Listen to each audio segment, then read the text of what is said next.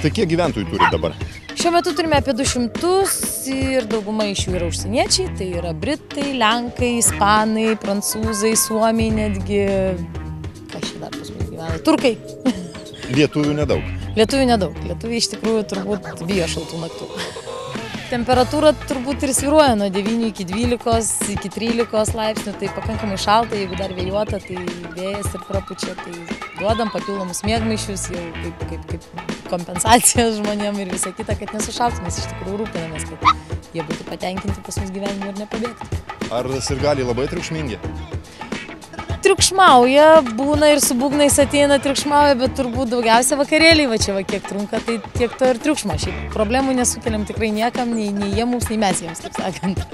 Ir dar sakėte, laukite dar atvykstant sirgalių? Jo, šiandien laukiame dar atvykstančių, užsiregistravę yra ir portugalai, ir dar britų, ir ispanų, tai va, laukiam dar atvykstančių šiandien. O šiaip sirgaliai, ką kalba, jie patenkinti tokiu palapinių miesteliu, jiem tai neįprasta, ar jie viskas jiems gerai?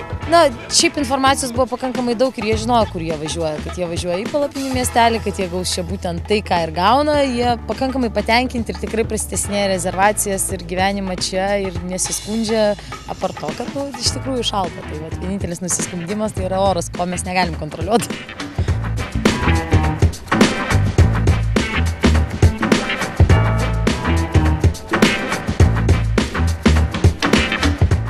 Very good organization. We enjoy here very much.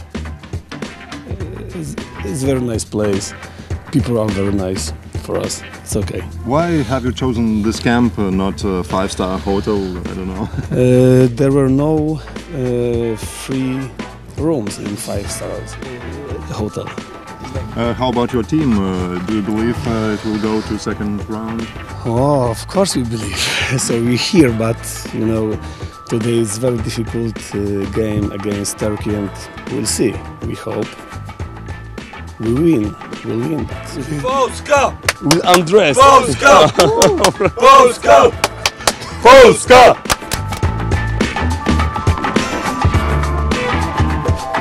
Ar tas faktas, kad pats palapinių miestelis įsikūręs aeroklube, yra pasinaudoję kas nors aeroklubo paslaugomis, tarkim, paskraidyti parasparniais ar nežinau, lėktuvais? Matėm, kad lenkai skrido, tai skraidė, o šiaip taip daugiau net neklausiau, ar naudojasi, nes vis dėlto visi atvažiavo krepšinio žiūrėti.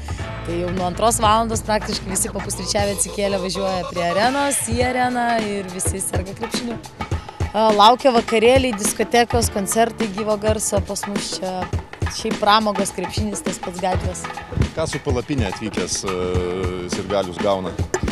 Visi gauna nemokamus vakarėlius, gauna pirtis, dušą, tualetus, gauna barą, gauna krepšinio aikštelę, gatvės krepšinį žaisti, atrakcijas. Kokios kainos? Kaina yra nuo 20 litų. Čia palapinė? Čia vieta, ta prasme, atvykstate ir nuo 20 litų jau priklausomai nuo to, ką jūs atsivežat savo palapinę, ar miegmaišį, ar čiužinį, ar viską norit gauti, ar gaunat lovą, tai nuo to ir kainos priklauso kyla.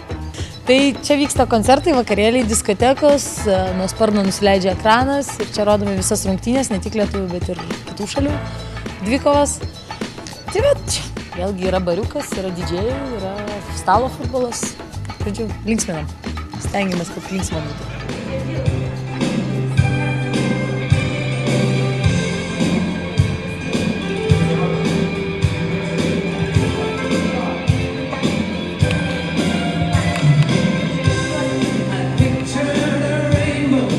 Ir kokią muziką labiausiai mėgsta palapinių miestelio gyventojai?